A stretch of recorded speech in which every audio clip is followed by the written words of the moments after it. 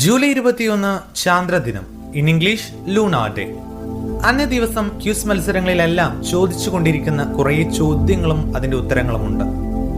ഇന്നത്തെ വീഡിയോയിൽ നമ്മൾ വിശകലനം ചെയ്യാൻ പോകുന്നത് പ്രധാനപ്പെട്ട കുറേ ചോദ്യങ്ങളും അതിന്റെ ഉത്തരങ്ങളുമാണ്. എല്ലാവർക്കും വീഡിയോയിലേക്ക് സ്വാഗതം. നമ്മൾ നേരെ ഇന്നത്തെ വീഡിയോയിലേക്ക് പോകും.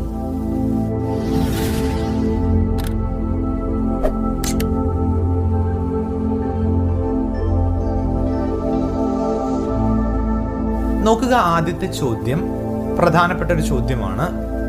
ഏറ്റവും കൂടുതൽ ചൂട് അനുഭവപ്പെടുന്ന സൗരയൂഥ ഗ്രഹം ഏതാണ്? ഏറ്റവും കൂടുതൽ ചൂട് അനുഭവപ്പെടുന്ന സൗരയൂഥ ഗ്രഹം ഏത്? പ്രധാനപ്പെട്ട ഒരു ചോദ്യമാണ്. ഈ ചോദ്യങ്ങളെല്ലാം നിങ്ങൾ നോട്ട്ബുക്കിലേക്ക് എഴുതിയെടുത്ത് പഠിക്കുക. ഉത്തരം ശുക്രൻ. പ്രധാനമായും കാർബൺ ഡൈ ഓക്സൈഡ് അടങ്ങിയ അന്തരീക്ഷവും കൂടിയ മർദ്ദവും കനത്ത സൾഫ്യൂരിക് ആസിഡ് മേഘങ്ങളും ശുക്രനെ ബുധനേക്കാൾ ചൂടുകൂടിയ ഗ്രഹമാക്കി മാറ്റിയിരിക്കുന്നു. ശുക്രനിലെ ഉപരിതല താപനില ഏകദേശം 460 ഡിഗ്രി സെൽഷ്യസ് ആണ്. ഓക്കെ, ഓർത്തു വെക്കുക, 460 ഡിഗ്രി സെൽഷ്യസ്. ദെൻ അടുത്ത ചോദ്യം നമ്പർ 2. ചന്ദ്രനിൽ വലിയ ഗർത്തങ്ങളും പർവ്വതങ്ങളും ഉണ്ടെന്ന് കണ്ടെത്തിയ ശാസ്ത്രജ്ഞൻ ആരാണ്? ഓക്കെ, ചന്ദ്രനിൽ വലിയ ഗർത്തങ്ങളും അതേപോലെ പർവ്വതങ്ങളും ഉണ്ടെന്ന് കണ്ടെത്തിയ ശാസ്ത്രജ്ഞൻ ആര്? ഉത്തരം ഗലീലിയോ ഗലീലി. ചന്ദ്രനിൽ വലിയ ഗർത്തങ്ങളും പർവ്വതങ്ങളും ഉണ്ടെന്ന് കണ്ടെത്തിയ ശാസ്ത്രജ്ഞൻ ഗലീലിയോ ഗലീലി. ഓർത്തു വയ്ക്കുക. ദെൻ മന്ദൻ എന്ന പേരിൽ ജ്യോതിഷത്തിൽ അറിയപ്പെടുന്ന ഗ്രഹമേത്? മന്ദൻ എന്ന പേരിൽ ജ്യോതിഷത്തിൽ അറിയപ്പെടുന്ന ഗ്രഹം? ഉത്തരം ശനി. ശനിയേക്കാൾ സാവധാനത്തിൽ സൂര്യനെ ചുറ്റുന്ന യുറാനസും നെപ്റ്റ്യൂണും അതിനപ്പുറവും കണ്ടെത്തി ശാസ്ത്രം മുന്നേറിയിട്ടും കപട ശാസ്ത്രമായ ജ്യോതിഷത്തിൽ ഇന്നും മന്ദൻ ശനിയാണ്. ഓക്കെ, അതായത് മന്ദൻ എന്ന പേരിൽ ജ്യോതിഷത്തിൽ അറിയപ്പെടുന്ന ഗ്രഹം? ഉത്തരം ശനി. ദെൻ അടുത്ത ചോദ്യം. തമോഗർത്തങ്ങളെ കുറിച്ചുള്ള സിദ്ധാന്തത്തിലൂടെ പ്രസിദ്ധനായ ശാസ്ത്രജ്ഞൻ ആര്? തമോഗർത്തങ്ങളെ കുറിച്ചുള്ള സിദ്ധാന്തത്തിലൂടെ പ്രസിദ്ധനായ ശാസ്ത്രജ്ഞൻ ആര്? ഉത്തരം സ്റ്റീഫൻ വില്യം ഹോക്കിംഗ്. ഓക്കെ, നക്ഷത്രങ്ങൾ നശിക്കുമ്പോൾ രൂപം കൊള്ളുന്ന തമോഗർത്തങ്ങളെ കുറിച്ച് ഇന്നും ലഭ്യമായ വിവരങ്ങളിൽ പലതും ഇദ്ദേഹത്തിന്റെ ഗവേഷണങ്ങളിലൂടെ ഉരുത്തിരിഞ്ഞവയാണ്. ഉത്തരം സ്റ്റീഫൻ വില്യം ഹോക്കിംഗ്. ദെൻ അടുത്ത ചോദ്യം. വ്യാഴത്തെക്കുറിച്ച് പഠിക്കാൻ നാസ വിക്ഷേപിച്ച പേടകം ഏത്? വ്യാഴത്തെക്കുറിച്ച് പഠിക്കാൻ നാസ വിക്ഷേപിച്ച പേടകം ഏത്? ഉത്തരം പ്രധാനപ്പെട്ട ഒരു ചോദ്യവും ഉത്തരവുമാണ്. ഇതിന്റെ ഉത്തരം ഇതാണ്. ഉത്തരം ജൂണോ. സൗരയൂഥത്തിലെ ഏറ്റവും വലിയ ഗ്രഹമായ വ്യാഴത്തിലേക്കുള്ള നാസയുടെ ബഹിരാകാശ ദൗത്യമാണ് ജൂണോ.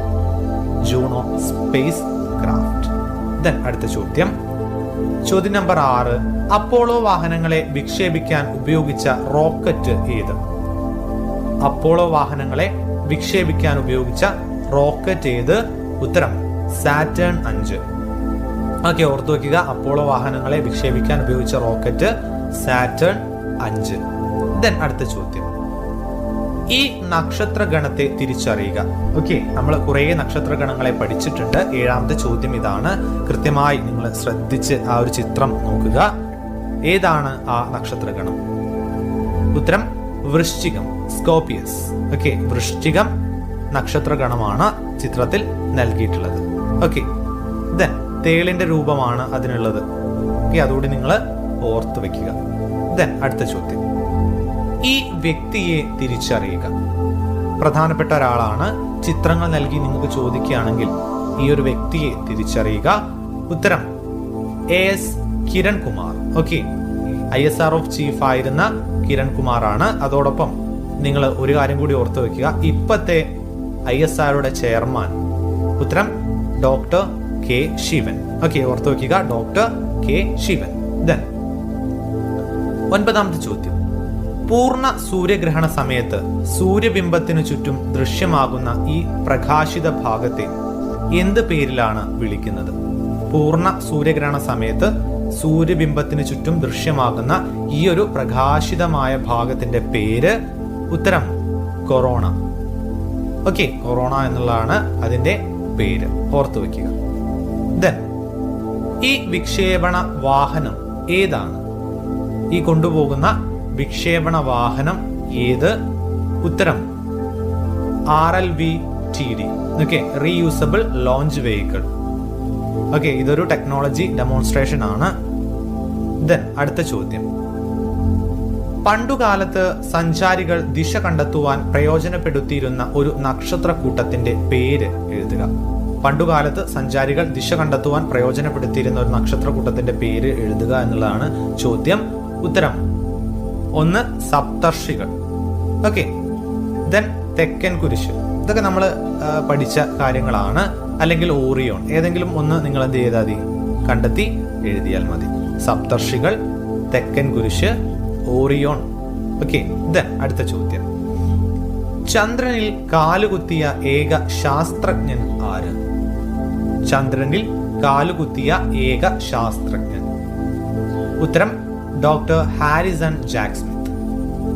ഓക്കെ, ചന്ദ്രനിൽ കാലുകുത്തിയ ഏക ശാസ്ത്രജ്ഞൻ ഡോക്ടർ ഹാരിസൺ ജാക്ക് സ്മിത്ത്.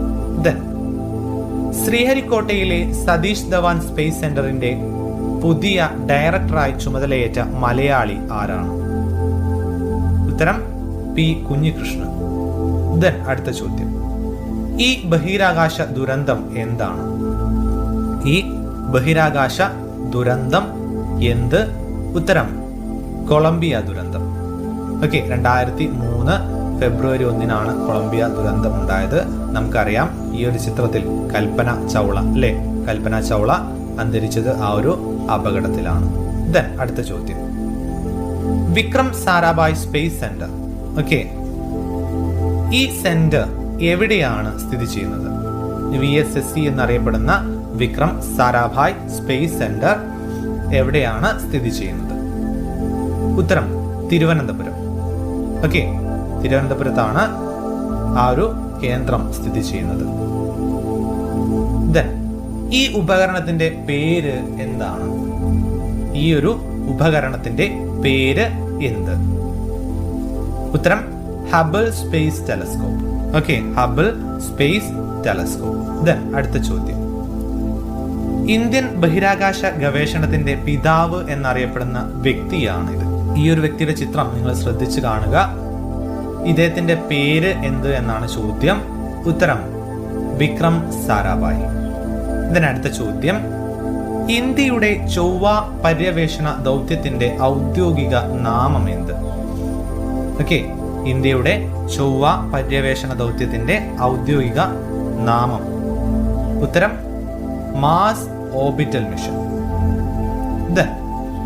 ഇന്ത്യയുടെ മിസൈൽ മനുഷ്യൻ എന്നറിയപ്പെടുന്നത് ആരാണ്? Missile man of India.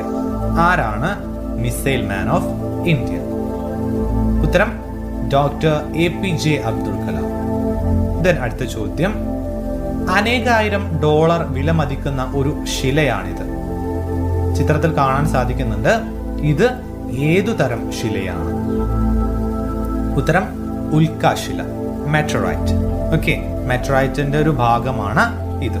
Then Akashganga കഴിഞ്ഞാൽ നമുക്ക് ഏറ്റവും അടുത്തുള്ള ഗാലക്സി ഏത്? നമ്മൾ ജീവിക്കുന്ന ഗാലക്സി നമുക്കറിയാം, ആകാശഗംഗ ഗാലക്സിയാണ്. അത് കഴിഞ്ഞാൽ നമുക്ക് ഏറ്റവും അടുത്തുള്ള ഗാലക്സി ഏതാണ്? ഉത്തരം ആൻഡ്രോമിഡ. ദെൻ അടുത്ത ചോദ്യം, ഒരു മാസത്തിൽ രണ്ടാമത് കാണുന്ന പൂർണ്ണചന്ദ്രന് പറയുന്ന പേര് എന്ത്? ഒരു മാസത്തിൽ രണ്ടാമത് കാണുന്ന പൂർണ്ണചന്ദ്രന് പറയുന്ന പേര്? ഉത്തരം ബ്ലൂ മൂൺ. ഇതിനടുത്ത ചോദ്യം, ചിഹ്നഗ്രഹ മേഖല ആസ്ട്രോയിഡ് ബെൽറ്റ് ഏതെല്ലാം ഗ്രഹങ്ങൾക്കിടയിലാണ് സ്ഥിതി ചെയ്യുന്നത്? ആസ്ട്രോയിഡ് ബെൽറ്റ് ഏതെല്ലാം ഗ്രഹങ്ങൾക്കിടയിലാണ് സ്ഥിതി ചെയ്യുന്നത്? ഉത്തരം ചൊവ്വയ്ക്കും വ്യാഴത്തിനുമിടയിൽ. ഓക്കെ, ചിത്രത്തിൽ നിങ്ങൾക്ക് കാണാൻ സാധിക്കുന്നുണ്ട്. ആസ്ട്രോയിഡ് ബെൽറ്റ് ചൊവ്വയ്ക്കും വ്യാഴത്തിനുമിടയിലാണ് ഇത് സ്ഥിതി ചെയ്യുന്നത്. ചോദ്യം നമ്പർ 24, വെള്ളിയാഴ്ച ഏത് ഗ്രഹത്തിന്റെ പേരുമായി ബന്ധപ്പെട്ടിരിക്കുന്നു? വെള്ളിയാഴ്ച ഏത് ഗ്രഹത്തിന്റെ പേരുമായി ബന്ധപ്പെട്ടിരിക്കുന്നു? ഓർത്തു വെക്കുക. ഉത്തരം ശുക്രൻ. അടുത്ത ചോദ്യം, ശനിയുടെ ഉപഗ്രഹങ്ങളിൽ ഏറ്റവും വലുത് ഏതാണ്? ശനിയുടെ ഉപഗ്രഹങ്ങളിൽ ഏറ്റവും വലുത് ഏത്? ഉത്തരം ടൈറ്റാൻ. ചന്ദ്രനിലെ ഈ കറുത്ത പാടുകൾക്ക് പറയുന്ന പേര് എന്താണ്? പ്രധാനപ്പെട്ട ഒരു ചോദ്യമാണ്. ചന്ദ്രനിലെ ഈ കറുത്ത പാടുകൾക്ക് പറയുന്ന പേര്? ഉത്തരം മരിയ. ഭൂമിയിൽ നിന്ന് നഗ്നനേത്രങ്ങൾ കൊണ്ട് വീക്ഷിക്കുമ്പോൾ ദൃശ്യമാകുന്ന കറുത്ത പാടുകൾ മരിയ എന്നറിയപ്പെടുന്നു. ലാറ്റിനിൽ കടലുകൾ എന്നാണ് ഈ വാക്കിനർത്ഥം. ഓക്കെ, ഓർത്തു വയ്ക്കുക. സൗരയൂഥത്തിലെ ഏറ്റവും വലിയ അഗ്നിപർവ്വതം ഏത് ഗ്രഹത്തിലാണ് ഉള്ളത്? സൗരയൂഥത്തിലെ ഏറ്റവും വലിയ അഗ്നിപർവ്വതം ഏത് ഗ്രഹത്തിലാണ് ഉള്ളത്? ഉത്തരം ചൊവ്വ. ഓക്കെ, ഒളിമ്പസ് മോൺസ് എന്നാണ് ആ ഒരു അഗ്നിപർവ്വതം അറിയപ്പെടുന്നത്. ഓർത്തു വയ്ക്കുക. അടുത്ത ചോദ്യം, നക്ഷത്രങ്ങളുടെ പരിണാമം സംബന്ധിച്ച പഠനത്തിന് നോബൽ പുരസ്കാരം നേടിയ ഇന്ത്യൻ ജ്യോതിശാസ്ത്രജ്ഞൻ ആരാണ്? നിരന്തരമായി വളർന്നുകൊണ്ടിരിക്കുന്ന ഒരു മേഖലയാണ് ജ്യോതിശാസ്ത്രം. അതിൽ നക്ഷത്രങ്ങളുടെ പരിണാമം സംബന്ധിച്ച പഠനത്തിന് നോബൽ പുരസ്കാരം നേടിയ ഇന്ത്യൻ ശാസ്ത്രജ്ഞൻ ആര്? ഫോട്ടോ വീഡിയോ നൽകിയിട്ടുണ്ട്. ഉത്തരം സുബ്രഹ്മണ്യം ചന്ദ്രശേഖർ. ഓക്കെ, സുബ്രഹ്മണ്യം ചന്ദ്രശേഖർ. ഓർത്തു വയ്ക്കുക. അടുത്ത ചോദ്യം, ഉദയാസ്തമയങ്ങളില്ലാത്ത നക്ഷത്രം ഏത്? ഉദയാസ്തമയങ്ങളില്ലാത്ത നക്ഷത്രം? ഉത്തരം ധ്രുവ നക്ഷത്രം, പൊളാരിസ്. ഓർത്തു വയ്ക്കുക.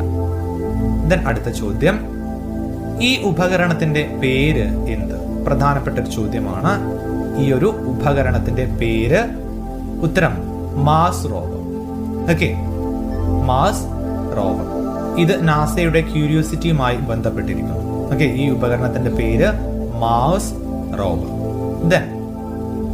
സൂര്യനെ കുറിച്ച് പഠിക്കാനുള്ള ISROയുടെ പദ്ധതിയുടെ പേര് എന്ത്?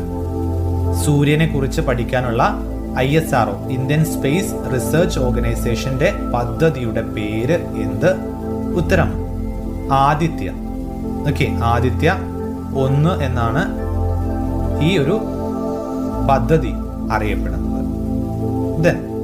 വെള്ളത്തിലിടുകയാണെങ്കിൽ പൊങ്ങിക്കിടക്കും എന്ന് പറയാൻ പറ്റുന്ന സാന്ദ്രത കുറഞ്ഞ സൗരയൂഥ ഗ്രഹം ഏത്? അതായത് വെള്ളത്തിലിട്ടാൽ അത് പൊങ്ങിക്കിടക്കുമെന്ന് പറയുന്ന സാന്ദ്രത ഏറ്റവും കുറഞ്ഞ സൗരയൂഥ ഗ്രഹം ഏത്? ഉത്തരം ശനി. ഓക്കെ, കൊടുത്തിട്ടുണ്ട് ചിത്രം. If you put Saturn in water it would float. Okay, ശനിയാണ്, സാറ്റേൺ ആണ് ശരിയായ ഉത്തരം. ഇത്രയും ചോദ്യങ്ങളാണ് നമ്മൾ ഇന്നത്തെ ഒരു വീഡിയോയിൽ ഉൾപ്പെടുത്തിയിട്ടുള്ളത്. പ്രധാനപ്പെട്ട കുറേ ചോദ്യങ്ങളിലൂടെ നമ്മൾ കടന്നുപോയി. നിങ്ങൾ ഈ ഒരു വീഡിയോ ഒരു പ്രാവശ്യം കൂടി കാണുക, ഉത്തരങ്ങൾ നിങ്ങളുടെ മനസ്സിലേക്ക് ഉറപ്പിച്ചു വെക്കുക. നിങ്ങൾക്ക് വീഡിയോ ഇഷ്ടമായെങ്കിൽ ചാനൽ സബ്സ്ക്രൈബ് ചെയ്യുക, മറ്റുള്ള ആളുകളിലേക്ക് ഷെയർ ചെയ്യുക. വീണ്ടും വ്യത്യസ്തമായ മറ്റൊരു വീഡിയോയുമായി വീണ്ടും കണ്ടുമുട്ടാം. നന്ദി, നമസ്കാരം.